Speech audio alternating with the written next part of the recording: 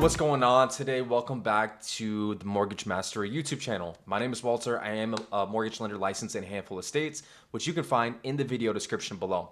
So the goal of this YouTube channel is to educate and inform homebuyers of America. And today's topic is going to be how to prepare for a mortgage. Now, I wrote down a few topics that I want to discuss, and we're going to start basically from the most important to the least important. And as a mortgage lender, I'm going to take you through a few things that we are looking at when it comes to getting you pre-approved. And this could be good if you want to buy a house in the next 3, 6, 9, 12 months, or even a couple years from now. This is still a good time to think about what it's going to take to qualify for the mortgage that you're going to need to go buy your dream house. So the first thing I want to talk about is your debt to income ratio. So I know whenever I get an application in and I'm talking to a client that has a reasonable debt to income ratio, I know that there's a loan program out there for this person. Doesn't matter really what their credit is or how much money they have in the bank, right? Debt to income is really the most important piece because we want to see that you are doing a good job at retaining the amount of money that you are making. So your debt to income is how much money do you owe out on a monthly basis versus how much are you bringing in, right? And that can be gross income. If you're W-2, that's really what we're going to look at. If you're self-employed, we're going to look at what's called your profit and loss statements or your K-1s or whatever kind of filing that you have. So debt to income ratio is going to be the most important piece. That determines how much of a loan you can qualify for, really how much of a payment you can qualify for. So two ways to lower your debt to income ratio. You either pay off debt, right? Or you increase income. Now, income is going to be the second piece that I'm going to talk about.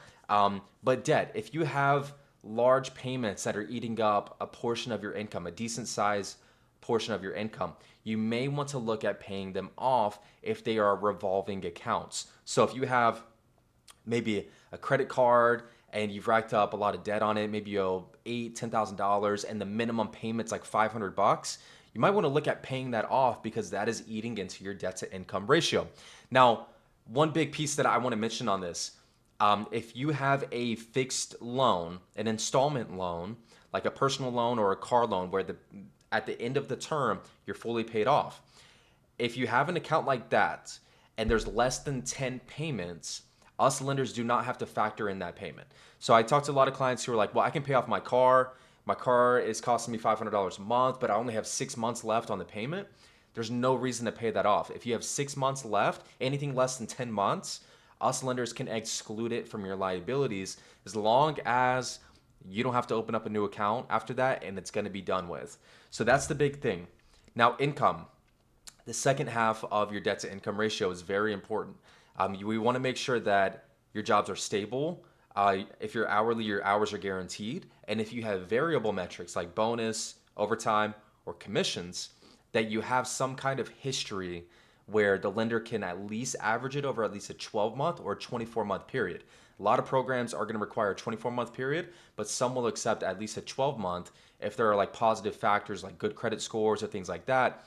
A lot of the times you can use those variable income metrics on just a 12-month history. Now, if you're changing jobs, this is huge. If you're changing jobs, you need to make sure that your income is going to be stable and continuous and guaranteed at the new employer. So like a salary is always the best option.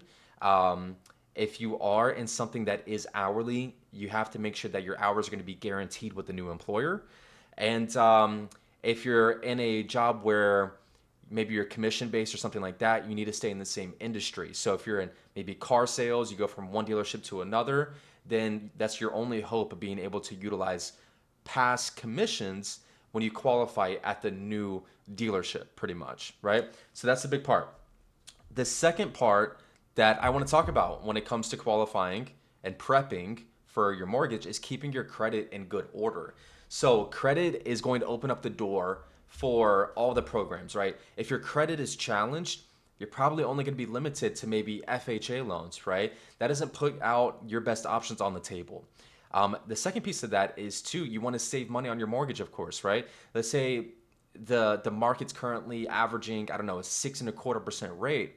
If you are a low credit score borrower, chances are you're probably going to be paying more than a 6.25%. And over the term of your mortgage, that's going to add up to cost you thousands of dollars. So make sure you're keeping your credit in good order, that your utilization stays low. If you have credit cards, don't max them out. Keep the balance to 30% or less, and make your payments on time, and don't dispute anything. When you dispute things, it hurts your credit because it falls into a dispute category. And the less items you can have in that dispute or derogatory credit category, the better, right? You don't want to dispute a bunch of things, have them go delinquent. That will impact your credit score. The third item, last but not least, assets. Assets are not the most important item because if you're a first time buyer, there's so many down payment assistance programs, low down payment options, 3%. There's even 100% financing options. If you're maybe in a USDA qualifying area or you're a veteran, you're doing VA. If not, you still have conventional and FHA at 3% and 3.5%. So you don't need a whole lot of money, right? And you can always try to negotiate sellers paying some of the closing costs. So assets are not the most important piece, but it does help because if you have a lot of money in the bank and you can afford to put down at least a 3% down payment and cover some portion of the closing cost, and maybe your lender can wrap in one of those down payment assistance programs so you're not depleting all of your cash, that's a good position to be in, right? Now, that ties back into credit because a lot of these down payment assistance programs actually require a little bit better than the minimum scores, right? For here in Florida, some of the top programs require at least a 640 credit score, so you don't have to be perfect, but having some kind of good credit can help with the assets piece and maybe not require you to put a whole lot of money down. So those are the three things: debt to income ratio. Be careful with your jobs. If you're changing jobs, make sure if you're W-2, you stay W-2. You don't go to self-employment. That'll put you back at least 1 to 2 years. Your credit, make sure your credit stays in order, and assets. If you can, save some money. And if you guys have any questions, let me know in the comments. If you got value out of this video, please like, share, subscribe, and we will see you guys in the next video.